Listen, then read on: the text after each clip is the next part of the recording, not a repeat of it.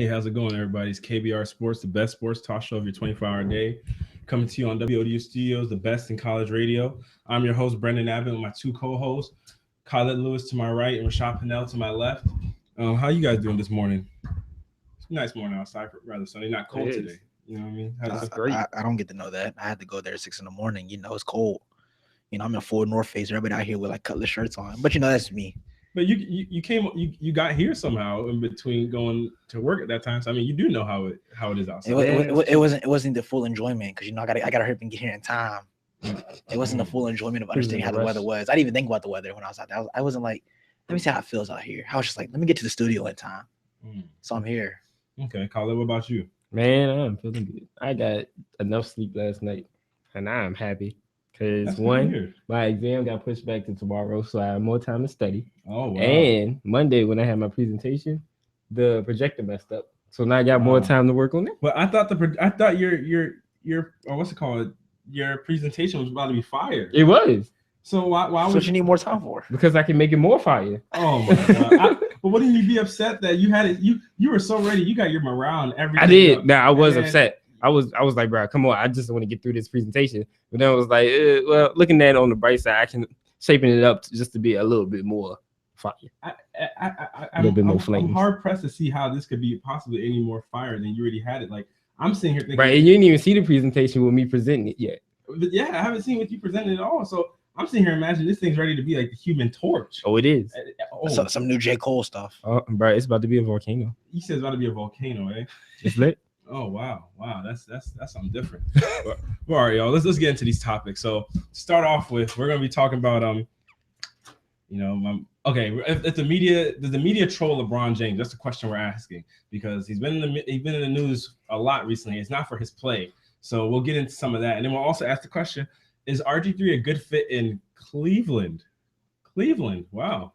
Talk about two twigs of the same tree. Well, you said they was like Cleveland. Yeah, Cleveland. We'll have more at 7:00. Cleveland, yeah, right. And then we'll also get into Anthony Davis, who's now been ruled out for the rest of the season because he's going to be out with finally getting shoulder surgery for a torn labrum he's had, and he's going to also get a procedure done on his left knee. And then we'll finish off by asking the question: should the NFL give the New England Patriots their draft picks back after the continuing Deflategate fiasco? But getting into our first topic with the king himself, LeBron James. Well, so recently, guys, LeBron's been in the news for everything, like I said, except for his play. I mean, it's been about his Twitter. Everything we hear about LeBron is his Twitter. And recently, I guess on Monday or Tuesday, he unfollowed the Cavaliers' Twitter account and sent everybody in the media into uproar. Yeah, saying, "Oh my gosh, what does this mean? LeBron James unfollows his team's Twitter page." And then when asked about it in a post-game interview by a reporter, you can even tell the reporter didn't want to answer the question. The reporter was just like, "Man, hey, I gotta ask this question because it's something that everybody's talking about. So I gotta ask the question."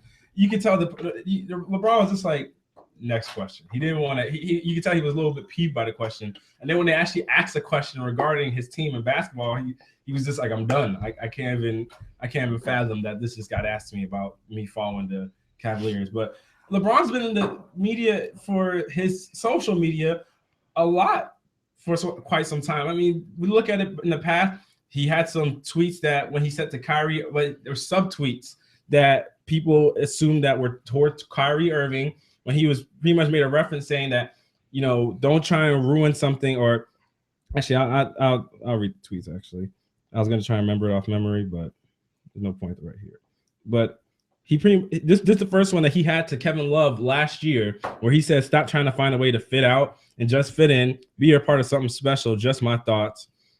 Then thoughts that people thought were, or tweets that people assumed were about Kyrie, is where he said, "It's okay to know you've made a mistake because we all do it at times.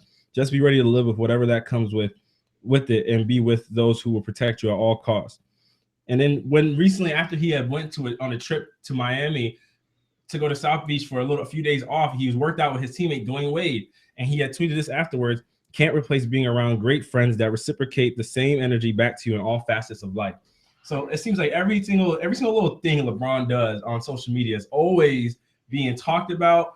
in the media or tweeted about something. So the question we asked is LeBron trolled by the media? And for those who don't know, trolled, it's pretty much like, you ever had somebody that every little thing you do, it seems like they're always on your back about it. Mm-hmm. They just don't let you live. That's what pretty much trolling is. And so that's the question I'm asking. Does LeBron get trolled by the media? Khalid, we'll start with you. What do you think? I feel like he does get trolled by the media. This his whole thing about this tweet and him unfollowing the Cavaliers. Like, why does it matter? The social media is there for a player for anybody to express their opinions, their feelings toward things, show people that this is who they are under like the surface level of just a picture or a face in basketball or in entertainment.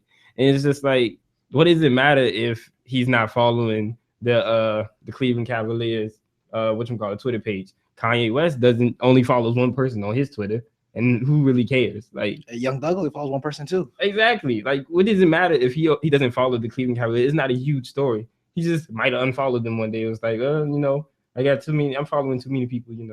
Just want to unfollow. And just for a note, an insider for LeBron said that the reason for it was because every year LeBron goes on this little playoff mode. Yeah, he goes into playoff mode, shuts off all his social media, where he doesn't engage with social media. So he said that this is what he did, following or preparing for that.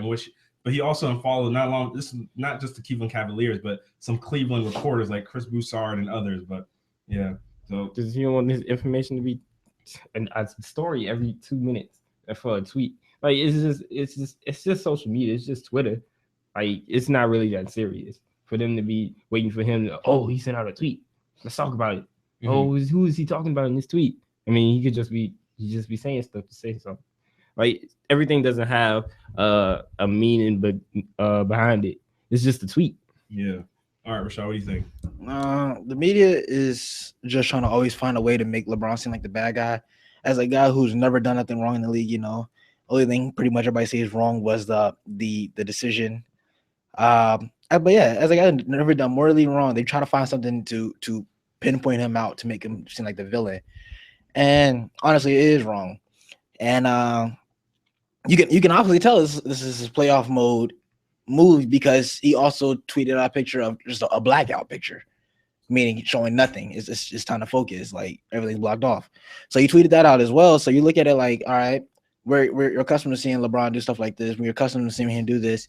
Let him tweet about let him tweet about Dwayne Wade. Let him, if he likes Dwayne Wade, he likes Dwayne Wade. You know what I'm saying? Like, so I feel like he has a lot to do with what the media want to project from what he does social media standpoint, because that's the only thing they can find wrong about LeBron. That's the only way they can try to pinpoint something wrong about LeBron, because that's all they want. That's all any news junk was. You want something negative. You don't want nothing positive. Why you think there's no positive stuff in the news for people? They're just waiting for Steph Curry. Yeah, they're just waiting. So like he said, wait for Steph Curry. Mm-hmm. Yeah, they are waiting.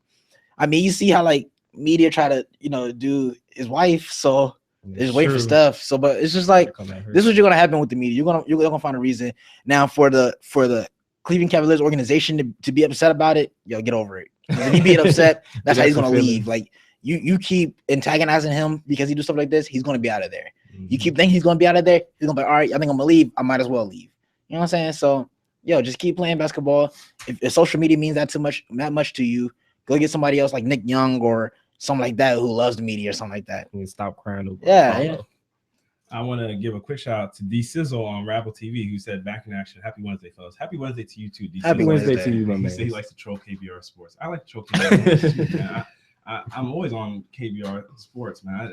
KBR Sports is just, I don't know what it is about it. You just got to pay attention to it. But back to LeBron.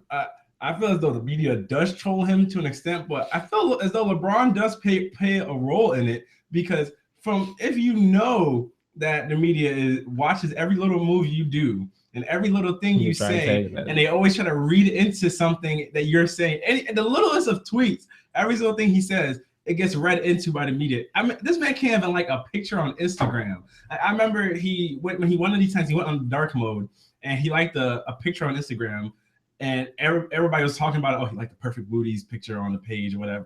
And yeah, that was the page. And everybody was just talking about it. I was like, this is something so small. Like, well, who cares? But then to some extent, LeBron knows he has this clout and he knows he has this power. So if you know it, then why do you feed into it, kind of thing? Because I know you want to express yourself, but then there's something. It'll be like right at the timing. Sometimes it's timing that plays into a part of it with LeBron James too. So he'll say something like, "Oh yeah, like the thing about Kyrie, look out for or be with those that want to take care of you or something like that." Right when news stuff is coming out about Kyrie having issues with the Cavaliers and LeBron. So sometimes I believe it's timing. Do y'all think timing plays a part in it, and LeBron has a role in it? Yeah. because because I mean, the man's not gonna change his life because people want to read into his tweets, and just because he sent a tweet at a certain time means he sent it at a certain time. I mean, I'm sure. I mean, I wouldn't. So I mean, I'm almost percent sure he's not going to like change his life because what people think about him. Mm-hmm. Like I'm gonna keep living the way I live. If you got a problem with it, have a problem with it. It's not gonna change what I do. I think it does play. He does, because it's funny because sometimes like when you're on Twitter or social media and you like know somebody's gonna be on your page, you do stuff to catch their attention.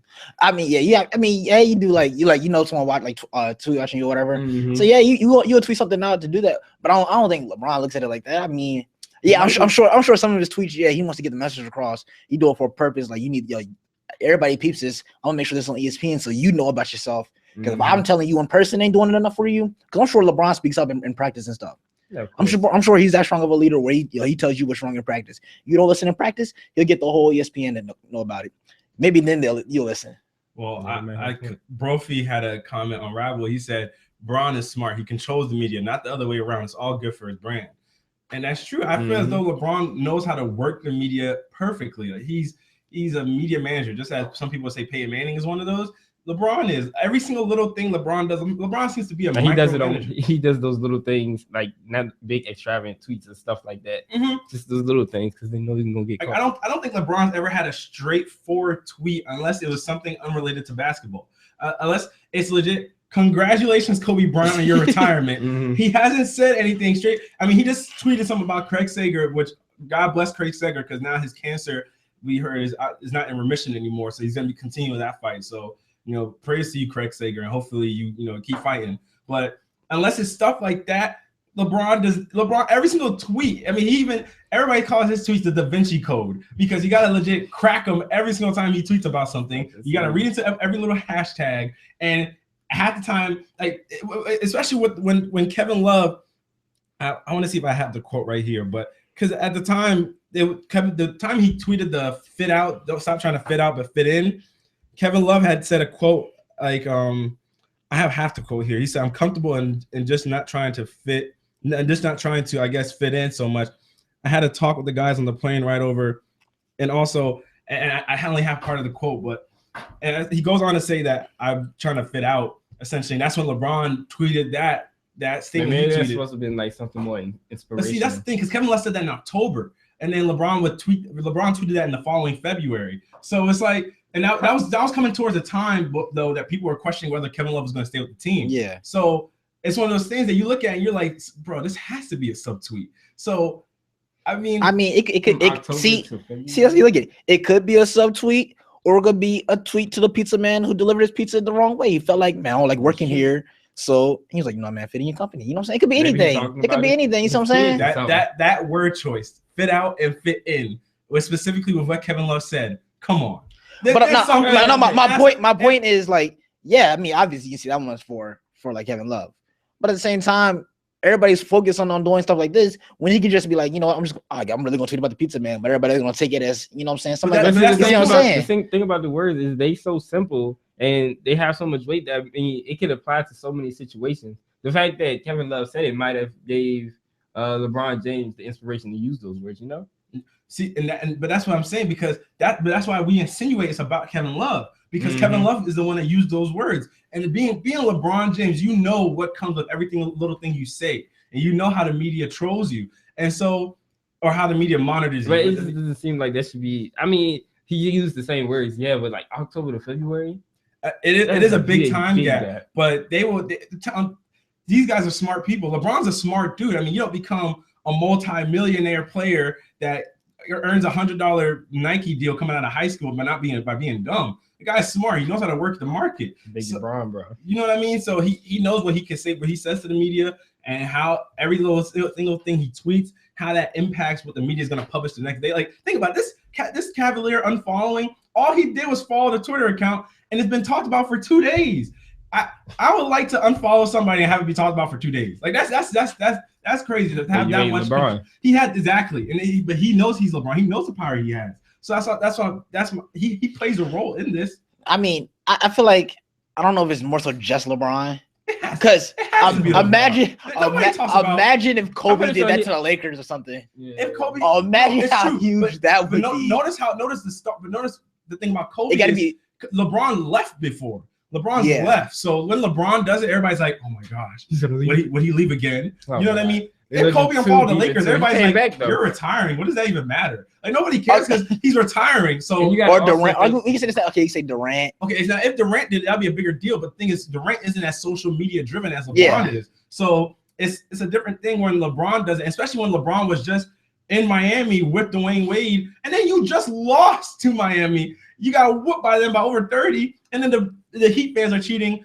Bron needs Riley. Like that's something. And then he doesn't even show any vitriol towards them. So people are sitting here saying, like, man, it doesn't even seem like him and like to Miami, he's the enemy. I mean, the minute they start playing, he's the enemy. But you're right, but sometimes it doesn't seem like the same feeling is mutual with LeBron. Man, LeBron loves everybody. Yeah, because that's his. I mean, I'm not gonna say he loves everybody, but I'm not gonna go that far. But that is his teammates. Other than like Goran Dragic, that is his teammates. He did just play with them recently.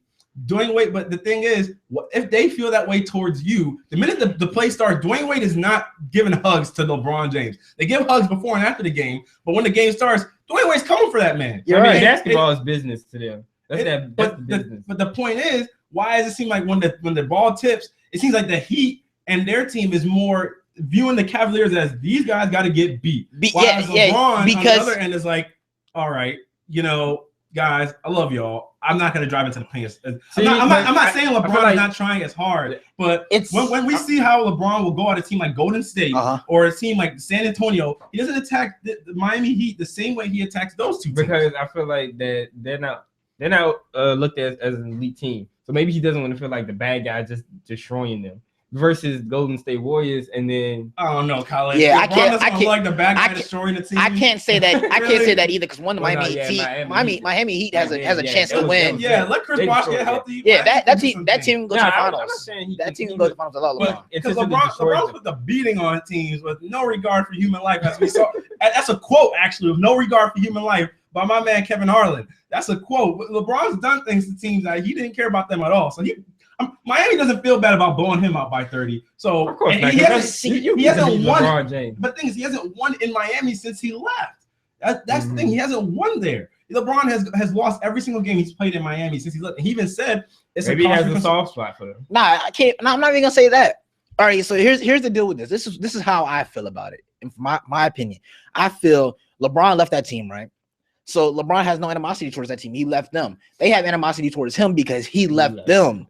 So they're gonna play a lot harder to show him this is what you left more than him like, well, I left y'all. Let me just blow y'all out every time. Okay, you want to know why I consider that point invalid? Why? Because when LeBron left Cleveland, he came for Cleveland. And no. But see, this is the difference. This is the difference what Cleveland did. Cleveland, man, pretty much sent out like hit lists for this man and stuff like that. Burning jersey and stuff. They were upset. Miami didn't go to that extreme. Miami was upset. You seen some people, like get rid of their jerseys and stuff and talk about LeBron's a traitor again.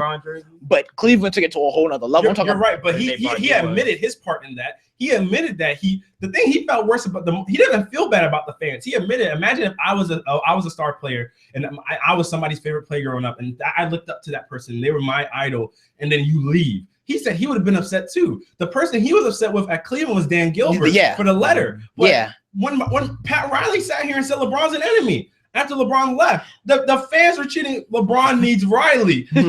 What? I mean, come on, man. Look at the difference. Look at the difference between that. You have somebody great like Pat Riley. You're right. But still, he called you an enemy. He's gonna call you because you're another team now. But why doesn't LeBron see them as the enemy? Pat Riley was owner. He does see it as an enemy. He does. I mean, I'm sure he does see him as an enemy. He sees every team as an enemy. That is. I mean, I can't sit here and say he softens up for the Miami Heat. I can't sit here and say that. You saw the way he played against Golden State. You can say the same thing with Golden State in San Antonio. What do you mean? Steph Curry can't beat them. He can't beat them in San Antonio. He said like Steph Curry wants to beat them so bad that, so LeBron can't win in Miami. Steph can't win in San. It's kind of like the same thing in a sense. But we saw what San Antonio's defense did to stop Steph Curry. Look, Miami doesn't do the same thing. That was only a loss by like 9 points. Yeah, and Miami doesn't do the same thing. They got destroyed by Miami. Miami doesn't gear the whole defense around LeBron James. So that's because they don't have to. Exactly. I mean, nobody's gonna really stop LeBron James. I mean, I mean, LeBron still got his in the game. LeBron still got his. Nobody else didn't get theirs. It's one of those things that you remember when the Thunder lost, because this is the last thing you can say about this topic. But remember when the Thunder lost to Miami in the finals? And everyone was talking about Kevin Durant didn't show up. Kevin Durant averaged 30 points practically in that finals. But the problem is the stat line doesn't show the effort. That's the thing, because you can tell when Kobe is really trying to like win. You know what I'm saying? You can put up those points, but then people are like, okay, the points and the stats look nice, but when we're watching it, you don't see the full effort. Like we know Russell Westbrook wanted to win that series.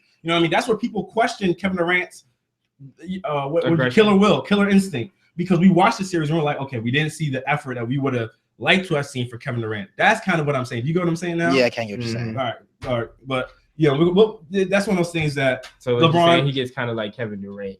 Against Miami, he kind of gets a little. He doesn't show the same kind of. Becomes Russell. Yeah, you know what I mean. Like because even when they lost to Golden State, remember he said we don't. He called out Cleveland. He said we don't show the same amount of. We lost to this team in the finals, and we don't show the same kind of ire for them that they show for us. Like they're more hungry than we are right now. So that shows losing to Golden State bothers him more than even losing to Miami. So I mean, but that's the team he lost to in the finals. But you know. That it is what it is. But going on to the next topic, talking about Cleveland again. Cleveland and RG3. I didn't think I would say those two things together. Actually, I'm actually quite appalled. A report that was actually released this morning that Cleveland seems to be the prevailing team to sign RG3, Robert Griffin III. So, and this is a myriad of teams that are interested in RG3, like the Denver Broncos, the Los Angeles Rams, the San Francisco 49ers. A lot of teams have shown interest in RG3. The Dallas Cowboys have shown interest in RG3. But amongst all those teams, it seems like he's leaning towards Cleveland. So, and this is a Cleveland team that didn't have that great of a season last year. I mean, they were 25th in offense, 25th or 27th actually. I have the stat right here, but they weren't all that. They weren't all that impressive. 25th. They weren't all that impressive on the offensive side of the football. Especially with Johnny Manziel and the whole controversy that went down with him. So him going to Cleveland is kind of like a stunning development. So y'all, what do y'all think about him, RG3 in Cleveland? Is he a good fit? Will he be a good fit if he ends up inevitably just going there? Because right now it's all they're saying that is most likely, but it's not definitive until he signs on the contract. So Rashad, what do you think about it? Brendan, Khalid, and everybody watching, let's be honest real quick. There's no such thing as a good fit in Cleveland for anybody. Yeah, that's true. Yeah. You're gonna bring in a high caliber quarterback like Robert Griffin, who we've seen can play. We've seen him can play when he's healthy. You're bringing him in a worse situation than he was in Washington. He lost all the star pieces this year. Your number one receiver can't stay out of trouble. You just get rid of your other receiver, who was supposed to be your number one receiver. You lose your star safety. You lose your star center. So you basically have no line anymore. What is there for a quarterback to go there for? Like, I mean, they must be paying him money, a max contract, plus out-of-pocket money on the side, because that's all it's going to take to get someone in there, because that's how bad this team is. So, honestly, there's no such thing as a good fit in Cleveland. Okay. Khalid, what do you think? Actually, Khalid, right before you go, sorry for cutting you off. I need to say something real quick. So anybody that's listening and wants to join on the debate, number is 757-683-4405. I always forget some music. Say it one more time for him. 757-683-4405. It always leaves in my mind. And if you want to tweet your comments to us, you tweet us at KBR_sports. And also you comment on the YouTube channel and on Rabble and Spreaker. All right, Khalid, go ahead. I want to agree with Rashad, and there's probably no fit for Robert Griffin III going to Cleveland. One, because of the way the division is, there's no way he's gonna win. Like, he's gonna win the division. and not in the coming years. With Pittsburgh and Cincinnati, I feel like that he should definitely look into the options with the Jets and the Broncos. I feel like the Jets would be a great learning experience for him, and the Broncos, he'll have a pivotal role on the offense and to support that great defense. But the Browns, it's just the organization is just not together, and I don't think it will help RG3 as a person. Well, see, now that your last line right there, and Rashad's very last line also, are actually the two reasons I'm seeing why he's going to Cleveland. Hugh Jackson, the new coach, because you say you don't see him being a better person, and Rashad said he doesn't know what he's going to Cleveland for. It's Hugh Jackson. I mean, Hugh Jackson, what he did in Cincinnati with Andy Dalton and his work with A.J. McCarron, we've seen both those guys have A.J. McCarron, especially when he stepped into the role for Andy Dalton, played considerably well. And then Andy Dalton has already played at a high level for a number of years. The only problem has been their playoff play, but that's neither here or there. He's played well in the regular season. So he's going there for Hugh Jackson, and Hugh Jackson has a reputation to lead for being a great offensive mind, and in particular being great with quarterbacks. And what is RG3? I mean, what was the problem with RG3 in his last stop in Washington? Is the fact that Jay Gruden and I wouldn't say Mike Shanahan to a degree, because Mike Shanahan was the coach when RG3 had his best season. Mm-hmm. But the fact that Jay Gruden wasn't exactly all for RG3, so the offense didn't exactly cater to RG3, because RG3 wanted to be more so of a pocket quarterback. And for a guy that we could argue that his rookie season, what made RG3 special was his athleticism and his ability to move and to read option. And I feel as though when you have, because at this point, RG3's hit, I don't want to say rock, because rock bottom is, I say that's Jamarcus Russell. Low. Yeah, Johnny Manziel right now is practically the epitome of rock bottom as far as that goes. But RG3's ego is taking a hit, because whereas in Washington, he had the power to say, "Hey, I don't want to be a running quarterback. I don't want to do this and that."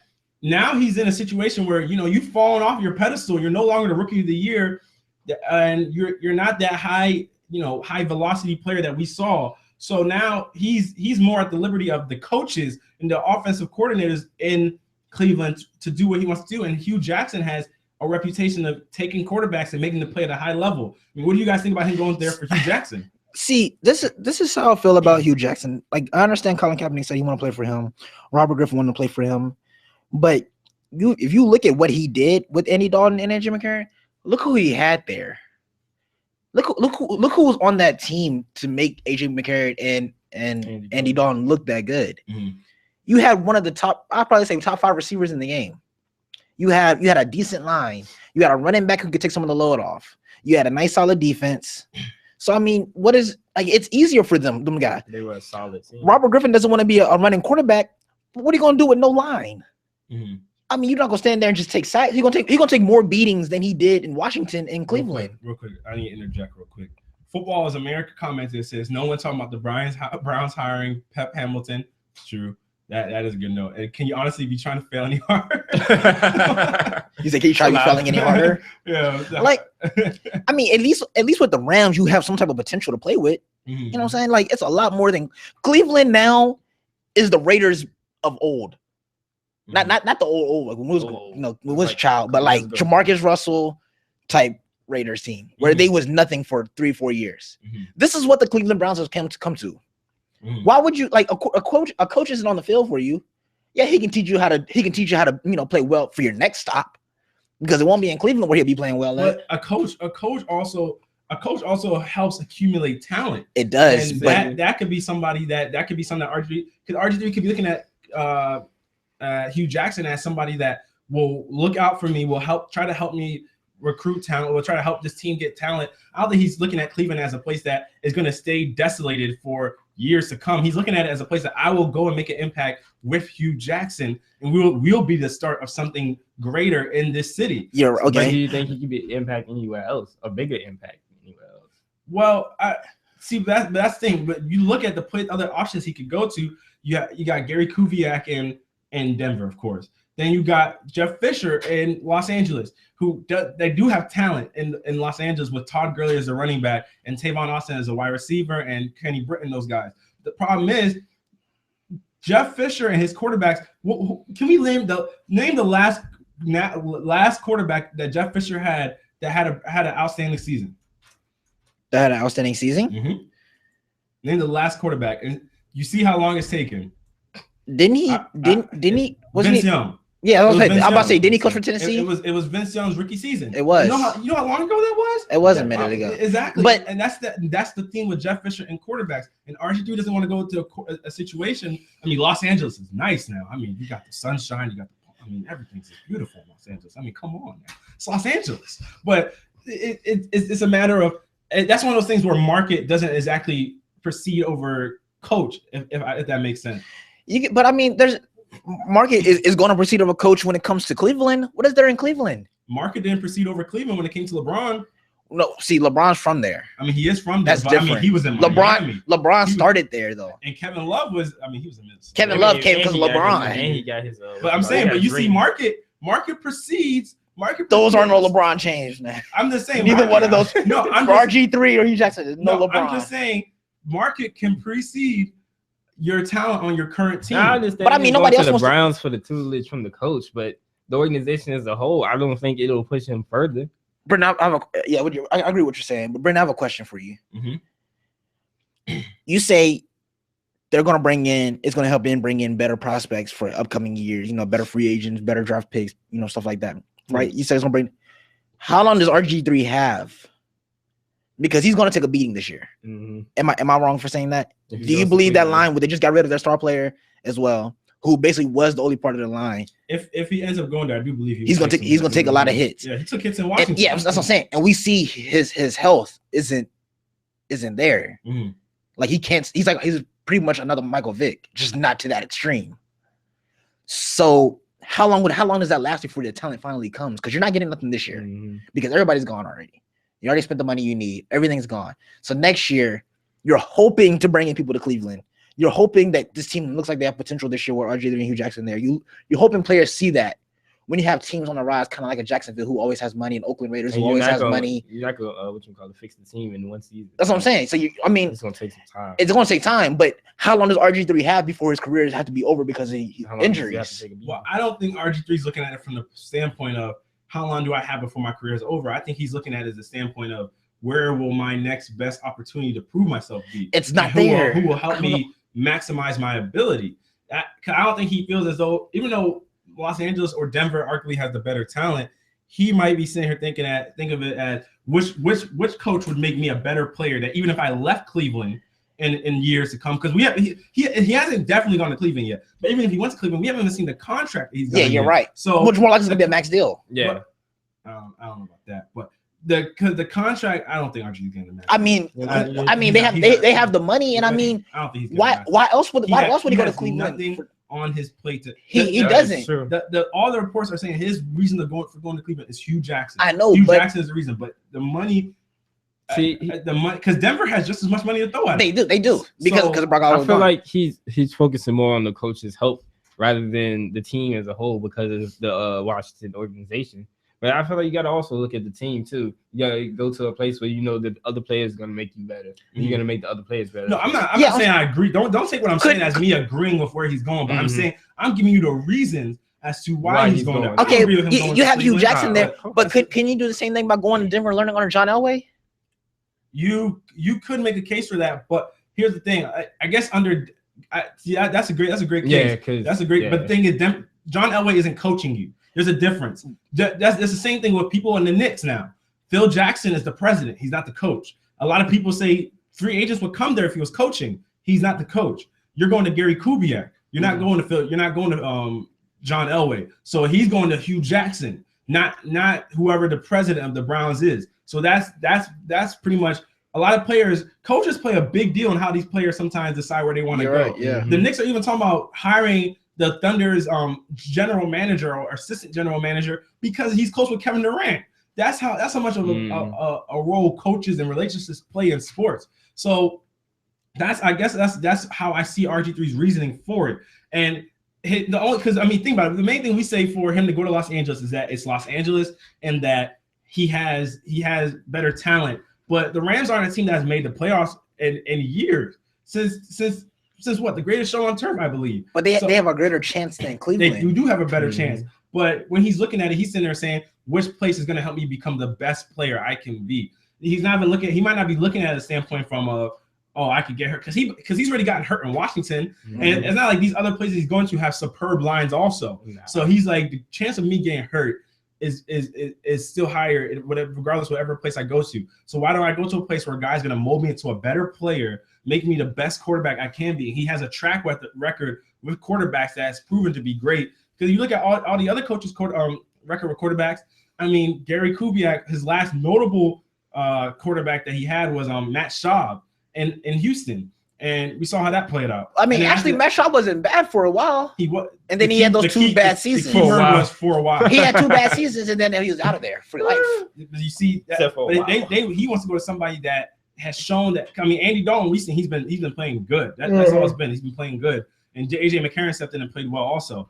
But that's gonna be an interesting development to see how that turns out. I mean, RG3 in Cleveland. I mean, it's cold there, bro. I mean, take a jacket if you're gonna go there. Take a jacket. Without that line, take 5. Getting hurt again. Yeah, take 5. I mean, when you get hit in Cleveland, you feel it. You feel it's cold there. It's windy. Shock the bone. Yeah, exactly. But go on to the next topic. Actually, shifting gears to the NBA. Anthony Davis just recently came out and said that he's gonna be done. He's not gonna be playing the Olympics this season. I mean, this upcoming summer, because he's gonna be sitting out the rest of the season with torn labrum surgery. And he's going to get an operation done on his knee. And according to him, he's been playing 3 years with the torn labrum. Excuse me? 3 years? You want to tell me 1 year you averaged practically 21 points, 10 rebounds. The next year, 24 points, 10 rebounds. And this year, 24 points and 10 rebounds with a torn labrum for 3 years? Guys, how do I get one of those? How do I tear it? Because when you play like that for 3 years, like that's crazy.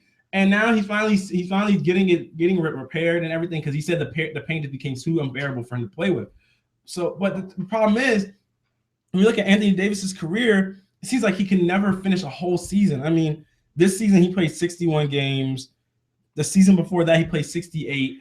And he's never been able to play. He's missed 20.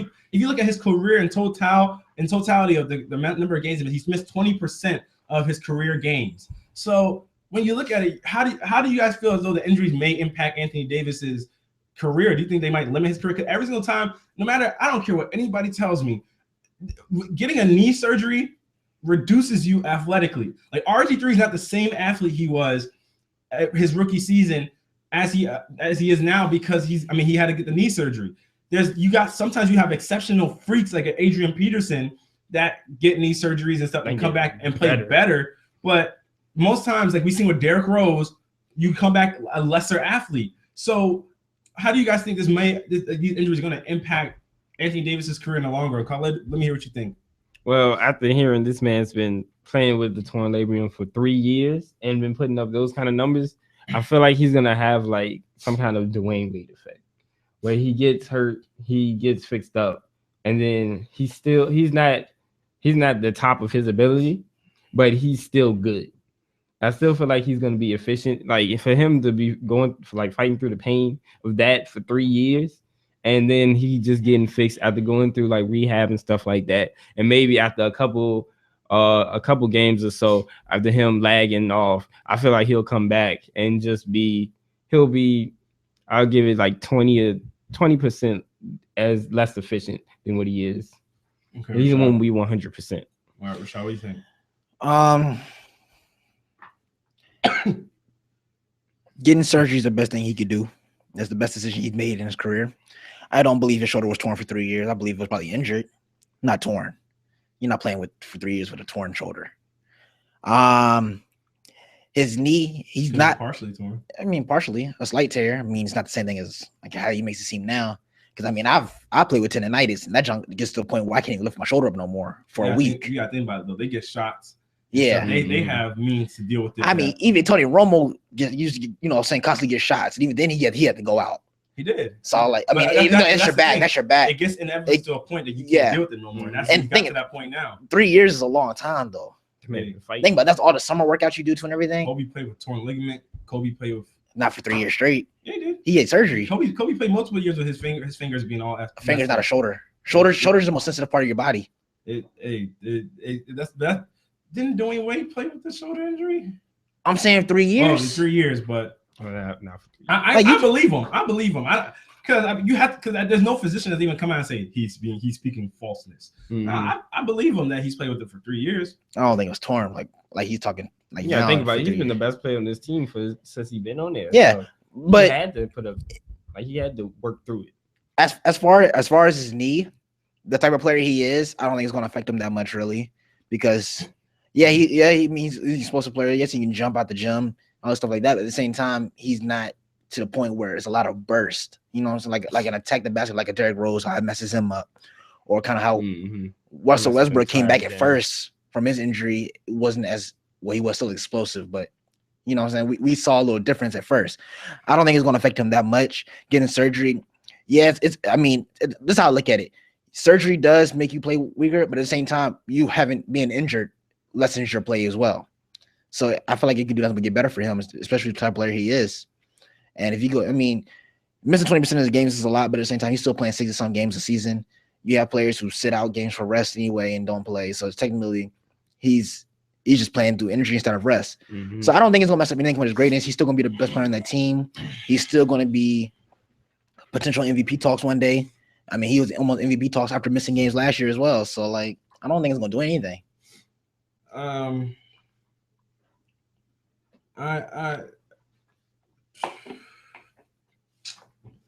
I think that he's in like a very tricky situation right now. Because I even saw Dwayne Wade give him advice and say, take as much time as you need to recuperate from this injury.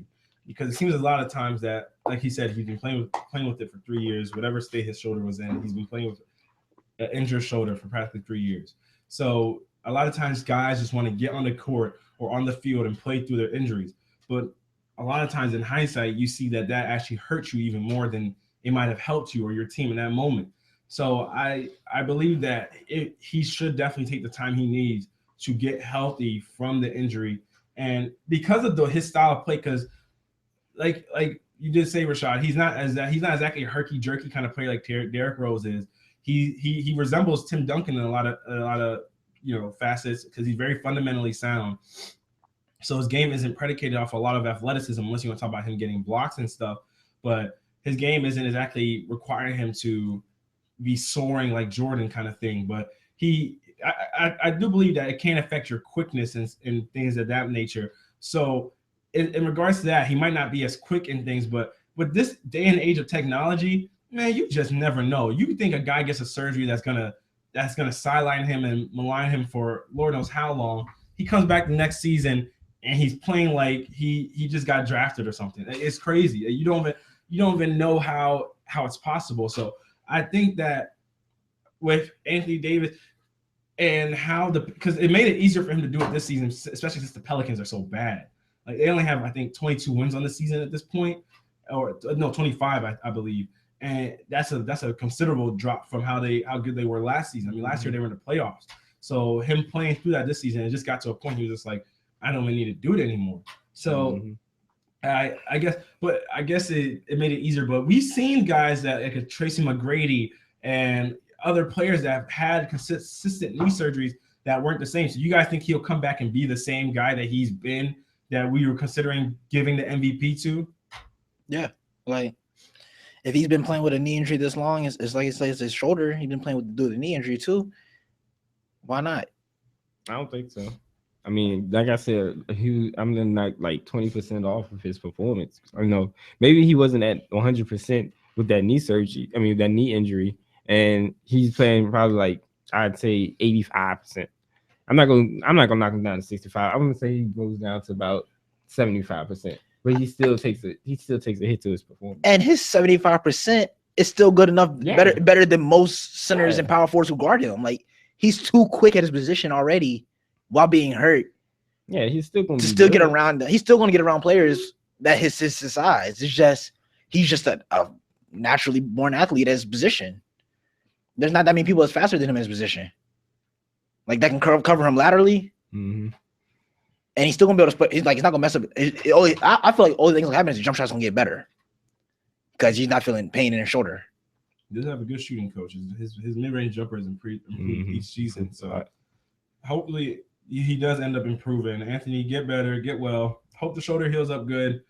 They're gonna miss you in the Olympics this season or this off season, that's for sure. But going on to our last topic, actually, is going to talk about the New England Patriots and an actual report that came out on Monday that Robert Kraft a month ago had written a letter to the commissioner Roger Goodell of the National Football League requesting the Patriots draft picks back that were confiscated in the wake of the Deflategate. And they got a first-round pick from this season taken away and a fourth-round pick of 2017 and $1 million taken from them. So Robert Kraft initially Robert Kraft took the stance of, all right, I'll just accept my penalties and we'll have a great in the betterment for the betterment of the league, I'll accept my penalties. And it was believed that he believed the NFL was going to let up afterwards, but then the NFL, after he accepted him, continued to pursue the case against Tom Brady. So after that, Robert Kraft, kind of reneged on how he felt initially, and now after the court obviously sided with Tom Brady, Judge Berman initially sided with Tom Brady. Now they're in an appellate court after the NFL appealed it, and because he was supposed to be out for 4 games. Yeah, he was supposed to have been. The NFL ruled he was going to be suspended for 4 games, and then he appealed it and then he went to court. He won the decision, and then now the NFL's appealing that decision in an appellate court. So now it's just going back and forth. Even though now this first round of court meetings seem to have gone into favor of the NFL, but pretty much now Robert Kraft, this is the stance he took. He said, I personally believe that when the league made the decision, they did not factor in the ideal gas law. They admitted that publicly. They had a full year of being able to observe Tom Brady play all the rules of whatever the NFL was and make any judgments there. We have laid it out pretty straightforward, and now it's up to them to decide. So what do you guys think the New England Patriots should be given back their draft picks? No, the ideal gas law isn't that when the player can request like the perfect size for the football or something like that. It's all that scientific, all that stuff they had in the Wells investigation and all that. It's pretty much all of that being brought into this. But do you think that they should get their draft picks back? I don't think so. I mean, it definitely. I know that's like really hurting them that they lost the draft picks and they may need them, but if they ongoing investigation and nobody has really taken, other than the $1 million and the draft picks, nobody really has taken any punishment from the Patriots organization. Because when you play football, the team is supposed to provide their own footballs. So it's obvious, well, not obvious, but that's why they're going to the investigation why the balls weren't inflated to the right amount, or because Tom Brady has to have the ball a certain way or something, and it's considerably lighter than what the Patriots ball, the Colts balls were. But the thing is, it's like they haven't given up anything really. You say that you didn't it wasn't like y'all fault, whatever, but y'all do provide the balls. Y'all inflated to the way that they're supposed to, and it didn't meet the requirements. So you do have to take a punishment for that. And since Tom Brady didn't lose his 4 games, they can't. I don't feel like they should get back those draft picks. All right, Rashad, what about you? For Robert Kraft to accept the penalty because he feel like he's going to lessen it, that's his fault. That's it. That's your fault for not fighting it. No, they're not gonna give you back your picks. I don't think you should get back your picks either. That was your mistake. You didn't want to fight this hard enough, so they took your picks, and then you feel like, oh, there's really nothing to be found. You should get it back. Nah, it doesn't work like that.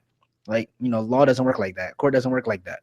So, as far as we see, Tom Brady still, he's still fighting, not for the suspension and everything. So you're like, okay, well, we've seen a clean season where everything's been good. We've seen everything happen like that. We've seen that they technically don't have to be cheaters or not cheaters at all. So it doesn't change the fact that in the moment it happened, in the moment it appeared to have happened, in the moment this is Roger Goodell, putting this with them, be like, y'all need to stop with these, things that leading y'all to these accusations. Like you've already been known once for something like this. You can't just keep putting yourself in the news for stuff like this. This is your punishment. So for Robert Kraft to, say, okay, I accept it. Maybe, hopefully you lessen it up for us, and they don't. Well, you already accepted the penalty. you've come to the agreement that you're getting the penalty, so you're not going to just get it back. Okay, so D Sizzle commented. He said, to the contrary, I think the Patriots should lose more draft picks because he thinks Brady got away with one, so the NFL should double down. So this is how I see it from the Patriots perspective, because I believe in the Patriots eye of things.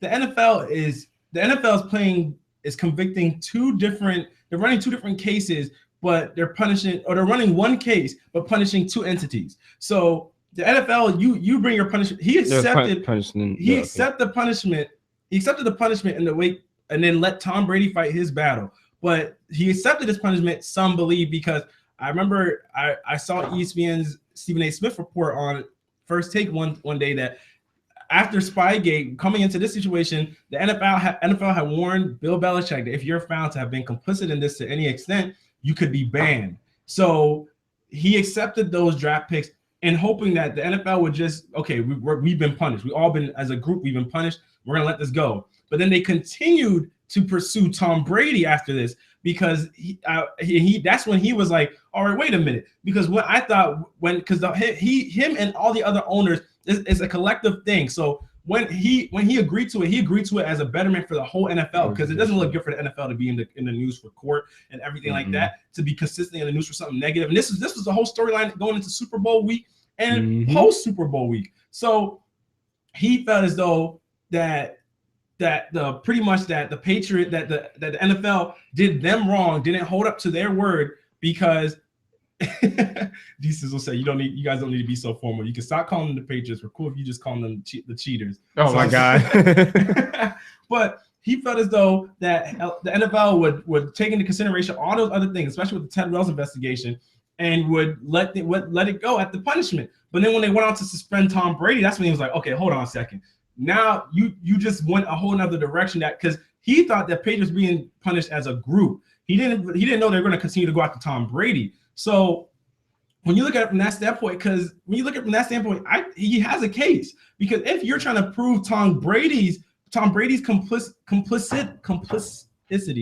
in the what happened with the footballs, then why are you punishing the whole Patriots as an organization? Because whenever a domestic violence case has occurred and it was a singular player that did something, or when a player violated a violation on the field, that singular player was fined, or that singular player was suspended. But in the case of Tom Brady, now the whole team was punished. It wasn't just Tom Brady that's been punished. Now it's the whole team, and Tom Brady's the one that has to fight it in court. So why does he have a case?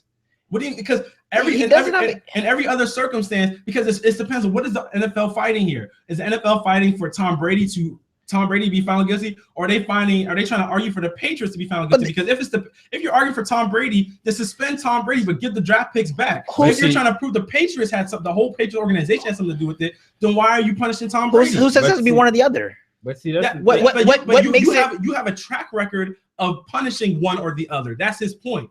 And then you can't go ahead and switch it up because it's the Patriots now. If the Patriots has reoccurring situations, they can do what they want to do. Just because Robert Kraft feels like he accepted that, everything should be gone. No, it's the NFL's choice. I want to punish the Patriots and I want to punish Tom Brady specifically. Well, that's their choice. There's nothing wrong with that. I understand what you're saying when you said they should choose one or the other. I feel like if they're gonna target Tom Brady directly, they should target specific players on the team. But I feel like them targeting the whole team as an organization was a better choice than taking their draft picks rather than trying to suspend Tom Brady. And Tom Brady didn't get suspended. So I still feel like that they shouldn't get their draft picks back, because nobody really got repercussions for that. Okay, Brophy said Tom Brady is the team, and then Football is America said, let's be clear, had this been a coach on a team that can't win, he would have been gone after Spygate, never heard from again. Instead, because the Patriots are a winning organization, we let everything go. It is the foundation of the NFL. Greg Hardy, countless drug allegations, domestic violence, etc. You see, here's the thing that there's their cases. If you're fighting for, because this was something that was, you're right, the power of the NFL, the commissioner was collectively bargained by the NFL and the players. But if the NFL is fighting to I guess prove the commissioner's power in this case, then make that a separate case. You don't use the Patriots as scapegoats for that case, and that's what Robert Kraft is saying, because you don't just exercise an exertment of power just because you want to make an example of somebody, when every other example prior to that, you either punished the player or the whole team. When the Falcons were found to have been pumping crowd noise, you punished the team. You didn't punish the specific players or anything like that, or anybody that had no knowledge of it. When the coach, the head coach is found of it, normally the coach is put on leave or something like that, or the coach is suspended to an excessive degree. But this is a player we're talking about. So you're trying to go after the player and the organization. So that's what his case is. He's like, give us our draft picks back, because if you're going to try and go after Tom, and the Ted Wells investigation wasn't found to be enough conclusive evidence that we had anything to do with it, because they lost. They lost. He said this after the NFL lost. So he's saying, give us the draft picks back after y'all already have lost. I mean, NFL has appealed it, but they technically lost in court with the Ted Wells investigation and everything to try and prove that Tom Brady knew something about the footballs being underinflated. Because this case went from proving Tom Brady's. If you think about the case, the dialogue of the case has changed at this point. Now the case has changed from Tom Brady knew something about the footballs, and it changed to Tom Brady's cooperation with the NFL. So if you're trying to prove that he knew something about the footballs, you lost that case essentially, or you couldn't find a means to prove it. So the Robert Kraft sitting here saying, so if you couldn't prove that we knew anything about the footballs, and you're just trying to get this one dude on a cooperation charge, give us our picks back. I mean, he can feel like that, but at the same time, NFL can do what they want to do. Yeah, NFL can feel how they want. You're just saying, like, you know what I'm saying? He's one of the owners they are. Pays your check. He's one of the owners that that's part of that. It's not like the NFL is a whole separate entity. Robert Kraft is part of them. Mm-hmm. He makes up one of the owners that pays for this whole NFL check thing that goes around, that pays Roger Goodell's check. So him and Roger had an understanding that apparently wasn't a complete understanding. So that's where he's coming from. But at the same time, he's still just the owner? You know what I'm saying? At the same time, they're still higher authority than he is. All he do is, give him the money for RGIII to make. But that's the owners are the authority. That's the thing.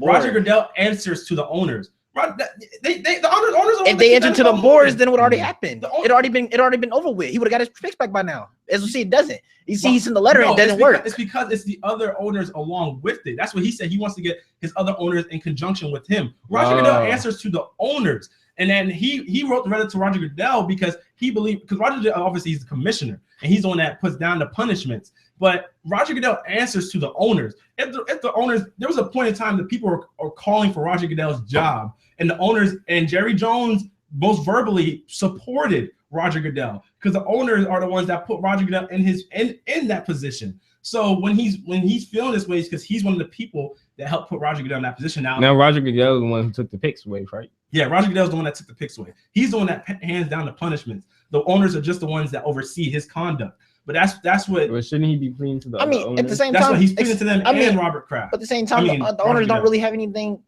They can't really. I mean, you as an owner, you can't really be like, I don't want this man in office no more. In a sense, yeah, you can feel that way. You can voice your opinion about it, and then eventually get something done about it. But at the same time, they're not his. At the same time, they're not his bosses. Roger Goodell's still their bosses in a sense. Roger Goodell's not the owner's bosses. If the owners wanted, Roger Goodell would be fired. The owners are Roger Goodell's, and they pay Roger Goodell. Roger Goodell's not paying the owners. Roger Goodell makes money. They're not. Roger Goodell makes money from the owners. They're not paying him. He makes money from them.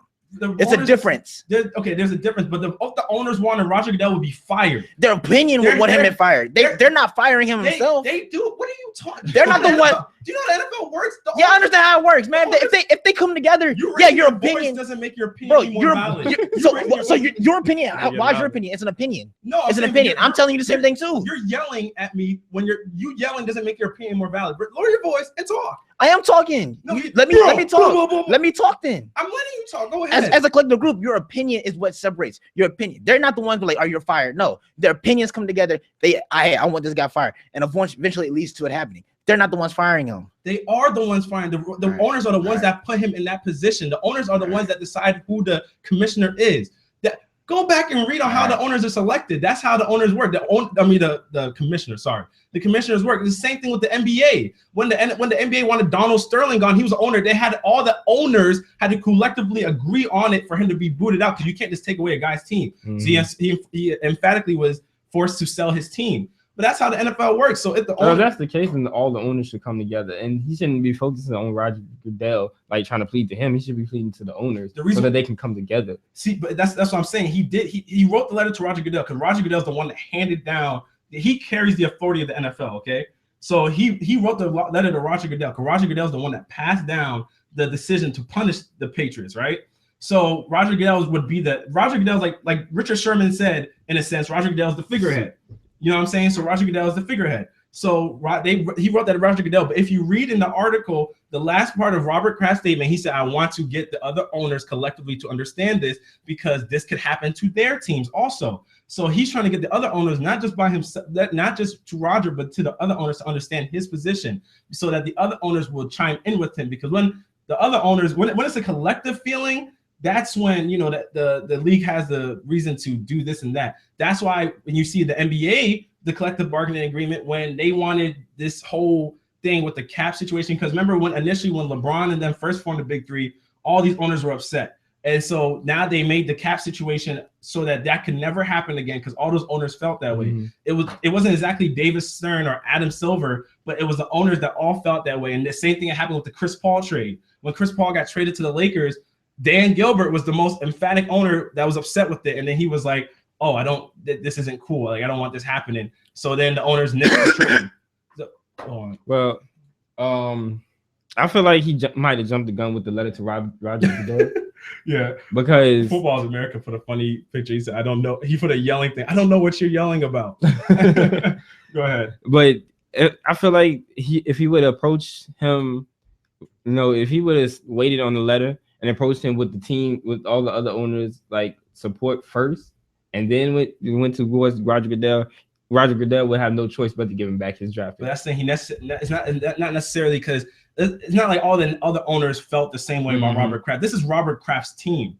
It's not the other owners' team. So the other owners aren't exactly going to be like, oh yeah, let's help Roger make his team better. Let's not forget the Patriots have been dominating everybody else's teams for a good amount of time. So it's not like they're all ready to jump on the bandwagon to help the Patriots get the picks back to become that much better. But he's just trying to plead to them that it may happen to them. Yeah, that this similar. Well, going by this standpoint, they should understand that. I mean, I understand you got whooped by the Patriots. I mean, but still, you should understand that the same thing could happen to you. And see, and that's essentially the reason why he accepted the punishment in the first place, because he accepted in the first place for the betterment of the NFL, because he knew that the NFL's image wouldn't look good if they were in court all the time pleading this and that. And then for something like what happened for Tom Brady to win the case, and now the commissioner's power is questioned. See, you know what I'm saying? When Tom Brady won that case, it opened the door for a lot of players to be like, you know what?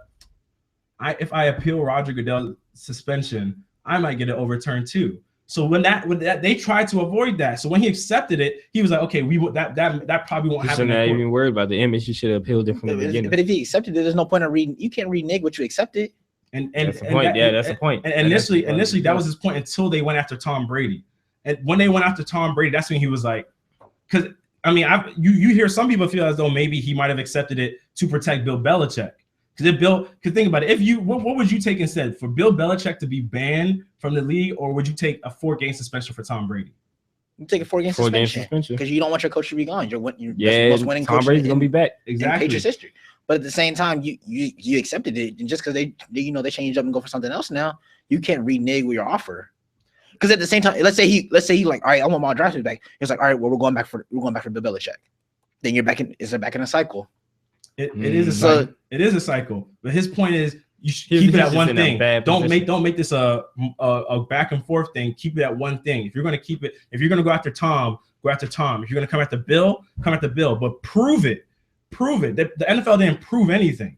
That's the whole thing. The NFL, the Ted Wells investigation didn't prove. They said more likely than not, Tom Brady might have knowledge about it, but they didn't prove that he knew or he had anything to do with it. They had the text messages, they had the phones, they had all this, and they still couldn't prove that Tom Brady knew about it. Well, the thing is, it's a winning organization in the Patriots, and the fact that it's them and that so many people can be targeted for like they had the blame. Jim Dresky's phone. Sorry, they had Jim Dresky's phone, the actual guy that inflates the ball. They didn't have Tom Brady's phone. They had other guy's phone. But yeah, so many people in this organization that can get targeted. And because it's such a great team, you know, it could be. That's why I guess he's using it for a perfect example.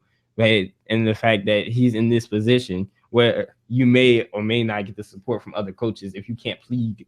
I mean, other owners, if you can't give them a great plea, and then Roger Goodell won't give you back your draft picks because he has that authority. So in a sense, he's just in a very bad position. See, I guess it's one of those things that it comes down to the thing of asking the question: are you fighting to prove your power? Like, you know what I'm saying? Are you fighting to retain your power as commissioner that was collectively bargained towards you? He's saying if you're doing that, do your thing. Or are you just trying to prove the thing about Tom Brady? Because he's saying that if you're trying to prove your power as commissioner, why are you using us as an example? You know what I'm saying? But if you're going to go after Tom Brady, then do your thing with Tom Brady. But don't use the whole Patriots organization as an example.